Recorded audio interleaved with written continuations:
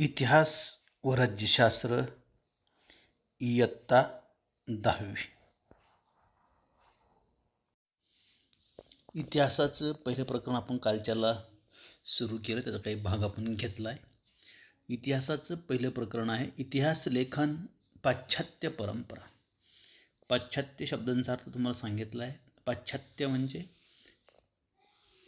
आपल्या पश्चिमेकडील म्हणजे युरोप खंडातील जे देश आहेत त्यांना पाश्चात्य म्हटलं जातं आणि त्यांनी जे लिखाण केलेलं आहे त्याच्या परंपरा आपल्याला या प्रकरणामध्ये अभ्यासायची आहेत. इतिहास लेखनाची उद्दिष्ट आपण अभ्यासलेली आहेत की भूतकालीन घटनांची क्रमशः संगती लावून त्यांचे आकलन करणे, ऐतिहासिक घटनांची माहिती तपासणे आणि भ्रांत कल्पना काढून तथ्य शोधणे ही उद्दिष्ट इतिहास लेखनाची आहेत. इतिहास लेखनामध्ये काही तज्ज्ञ व्यक्तींची गरज असते, ती आपण पाहिली आहेत.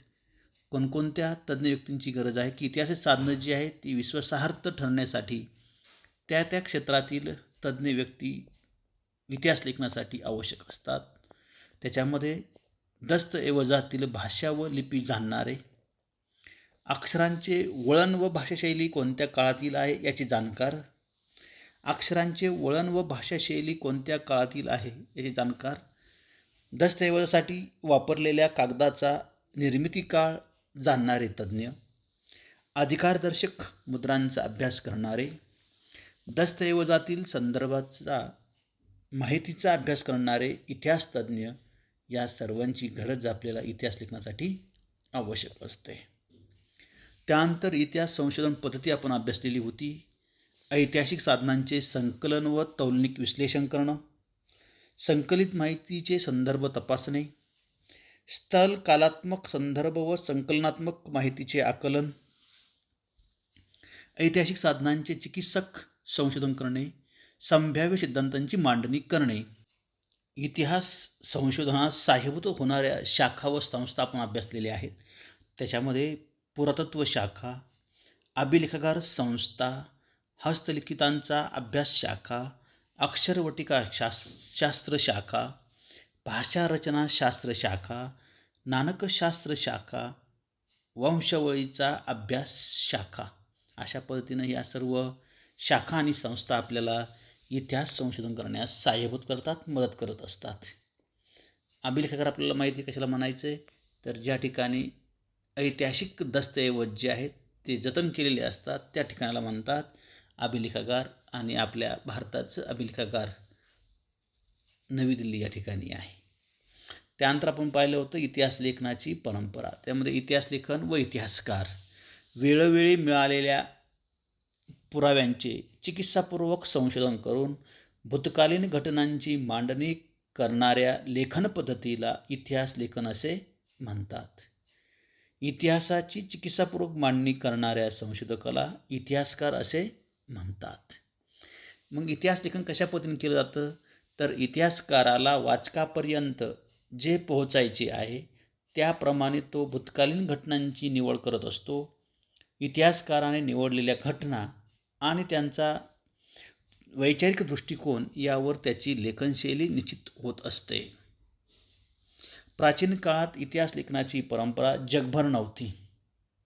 भूतकालीन स्मृतींचे जतन, वडीलधाऱ्यांकडून ऐकलेल्या पूर्वजांच्या पराक्रमांच्या गोष्टी, कहाण्या, गीते व पोवाडे, गुहाचित्रे याद्वारे स्मृतींचे जतन केले जात असे.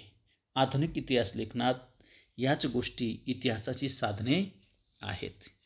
त्यानंतर एक आपण पाहिलं होतं की माहीत आहे का तुम्हाला मध्ये की जगातील सर्वात प्राचीन जो शिलालेख आहे तो आपल्याला आजही संग्रहालयामध्ये पाहायला मिळतो.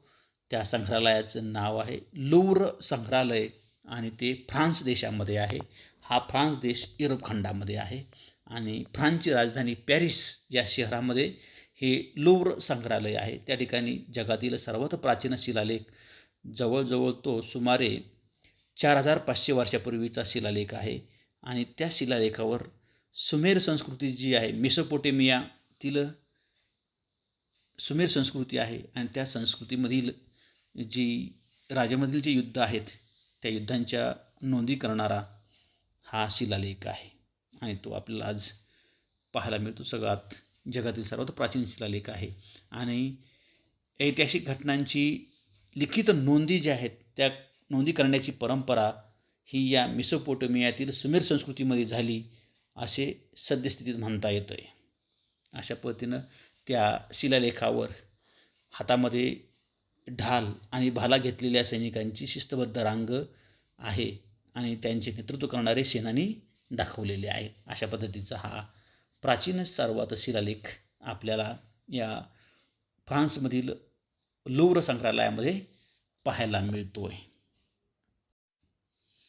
आधुनिक इतिहास लेखनाची काही वैशिष्ट्ये आपण पाहिलेली होती. त्याच्यामध्ये आधुनिक इतिहास लेखन ही पद्धत शास्त्रसुद्धा आहे. तिची सुरुवात योग्य प्रश्नांची मांडणी करण्यापासून होते, हे पहिलं वैशिष्ट्य आहे. आधुनिक इतिहास लेखनाचं दुसरं वैशिष्ट्य आहे की इतिहासातील जे प्रश्न आहेत हे प्रश्न मानव केंद्रित असतात. म्हणजेच ते भूतकाळातील विविध मानवी समाजाच्या सदस्यांनी विशिष्ट कालावधीत केलेल्या कृतीसंबंधी असतात. इतिहासात त्या कृतीचा संबंध दैवी घटना अथवा देवदेवतांच्या कहाण्यांशी जोडण्याचा प्रयत्न केला जात नाही. त्यानंतरचं तिसरं वैशिष्ट्य आहे, या प्रश्नांच्या इतिहासातील उत्तरांना विश्वासार्ह पुराव्यांचा आधार असतो. त्यामुळे इतिहासाची मांडणी तर्कसुसंगत असते. आणि चौथं वैशिष्ट्य आहे की मानवजातीने भूतकाळातील केलेल्या कृतींच्या आधारे मानवजातीच्या वाटचालीचा वेध इतिहासात घेतला जातो. अशा पद्धतीनं ही सर्व आधुनिक इतिहास लेखनाची वैशिष्ट्ये आहेत. आणि ह्या वैशिष्ट्यांनी युक्त असलेला आधुनिक इतिहास लेखनाच्या परंपरेची सुरुवात प्राचीन ग्रीक इतिहासकारांच्या लेखनात आढळते असे मानले जाते. इतिहासासाठी हिस्ट्री हा शब्द जो आहे तो प्रथम ग्रीक भाषेतील आहे. हिस्ट्री हा शब्द इसवी सन पूर्व 5व्या शतकात होऊन गेलेल्या हेरोडोटस या ग्रीक इतिहासकाराने तो प्रथम त्याच्या द हिस्टरीज या ग्रंथाच्या शीर्षकासाठी तो वापरलेला आहे. आता आपल्याला पुढचा मुद्दा घ्यायचा आहे की युरोपातील वैज्ञानिक दृष्टिकोनाचा विकास आणि इतिहास लेखन. इसवी सन 18व्या शतकाच्या सुरुवातीच्या काळातच युरोपमध्ये तत्त्वज्ञान आणि विज्ञान या क्षेत्रामध्ये मोठ्या प्रमाणात प्रगती झाली. तर तुम्हाला येऊ शकते पहा की 18व्या शतकात युरोपमध्ये टिंबटिंब आणि टिंबटिंब क्षेत्रामध्ये लक्षणीय प्रगती झाली. लक्षात ठेवायचे, तत्त्वज्ञान आणि विज्ञान या क्षेत्रामध्ये मोठ्या प्रमाणामध्ये प्रगती झालेली होती. वैज्ञानिक पद्धतीचा उपयोग करून सामाजिक आणि ऐतिहासिक वास्तवांचाही अभ्यास करता येणे शक्य आहे असा विश्वास विचारवंतांना वाटू लागला होता. आणि पुढील काळात युरोप अमेरिकेमध्ये इतिहास आणि इतिहास लेखन या विषयासंबंधी खूप विचारमंथन झाले आणि इतिहास लेखनामध्ये वस्तुनिष्ठतेला महत्त्व येत गेले. 18व्या शतकाच्या अगोदर युरोपमधील विद्यापीठांमध्ये सर्वत्रच ईश्वरविषयक चर्चा आणि तत्संबंधीचं तत्त्वज्ञान या विषयांना अधिक महत्त्व दिले होतं. परंतु हे चित्र हळूहळू बदलू लागलं. इसवी सन 1737मध्ये जर्मनीतील गॉटिंगेन विद्यापीठाची स्थापना झाली आणि या विद्यापीठात सर्वात प्रथम इतिहास या विषयाला स्वतंत्र स्थान प्राप्त झाले. त्या पाठोपाठ जर्मनीमधील इतर विद्यापीठेही इतिहासाची अभ्यासाची केंद्र बनली. अशा पद्धतीनं या तत्त्वज्ञान आणि विज्ञान क्षेत्रामध्ये झालेली जी प्रगती आहे त्या प्रगतीमुळंच इतिहासाला एक स्वतंत्र विषय म्हणून स्थान मिळालं आणि ते स्थान देण्याचं काम सर्वात प्रथम जर्मनीमधील गॉटिंगेन विद्यापीठानं दिलं 1737मध्ये. अशा पद्धतीनं हा इतिहासाकडे बघण्याचा दृष्टिकोन जो आहे तो दृष्टिकोन या काळामध्ये वैज्ञानिक दृष्टिकोन निर्माण झाला आणि त्यातून इतिहास लिहिला गेला. महत्त्वाचे विचारवंत. इतिहासाचे शास्त्र विकसित होण्यात अनेक विचारवंतांचा हातभार लागला आहे. त्यातील काही महत्त्वाच्या विचारवंतांची माहिती घेऊया. पहिले विचारवंत आहेत रेने देकार्त. पहा, हे फ्रान्समधील विचारवंत आहेत. त्यांचा कालावधी आहे इसवी सन 1596 ते 1650. त्यांचा देश आहे फ्रान्स. त्यांनी लिहिलेला ग्रंथ आहे डिस्कोर्स ऑन द मेथड आणि त्यांचे विचार जे मांडलेले आहेत त्यांनी त्या ग्रंथामध्ये की ऐतिहासिक साधनांची, विशेषतः कागदपत्रांची विश्वासार्हता तपासून घेणे आवश्यक आहे. त्यांनी या ग्रंथामध्ये एक विचार मांडलेला आहे की एखादी गोष्ट सत्य आहे हे असे खात्रीने प्रस्थापित होत नाही तोपर्यंत तिचा कदापि स्वीकार करू नये. अशा पद्धतीचे विचार त्यांनी मांडलेले आहेत. रेने देकार्त ही एक पाश्चात्य विचारवंत आहेत आणि त्यांनी डिस्कोर्स ऑन द मेथड हा ग्रंथ लिहिला. लक्षात ठेवायचे, जोड्या लावायला तो उपयोगी पडत असतो म्हणून त्यांचा ग्रंथ लक्षात ठेवा. फ्रेंच विचारवंत आहेत आणि त्यांनी सांगितलेला विचार जो आहे तो एक लक्षात ठेवायचा आहे की एखादी गोष्ट सत्य आहे असे खात्रीने प्रस्थापित होत नाही तोपर्यंत तिचा स्वीकार कदापि करू नये. अशा पद्धतीचे विचार ते रेने देकार्त यांचं चित्र पहा. काही वेळेला या चित्रावरूनही प्रश्न विचारले जातात, म्हणून चित्राचं निरीक्षण करायचं आणि चित्रावरूनही आपला व्यक्ती ओळखता आला पाहिजे.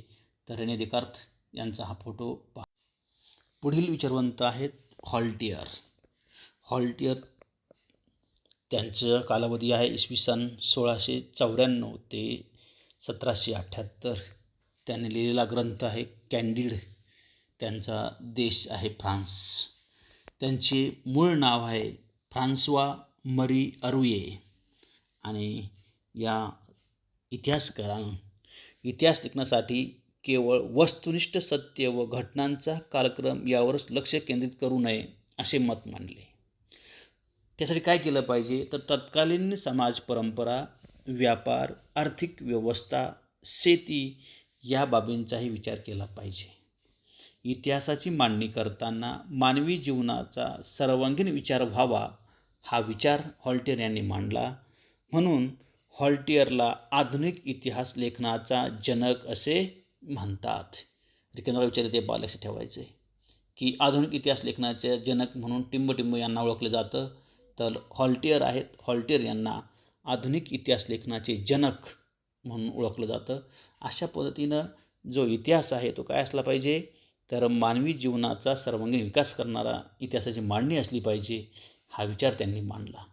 फक्त वस्तुनिष्ठ सत्य किंवा घटनांचा कालक्रम यांनाच लक्ष न देता त्याच्या बरोबरीनं समाजातली परंपरा असतील, व्यापार असेल, आर्थिक व्यवस्था असेल, शेती असेल या गोष्टीचा विचार व्हायला पाहिजे हा विचार त्यांनी मांडला. म्हणून त्यांनी मानवी जीवनाचा सर्वांगीण विचार आपल्या लेखनामध्ये केला. त्यामुळे त्यांना आधुनिक इतिहास लेखनाचे जनक म्हणून ओळखले जाते. धन्यवाद.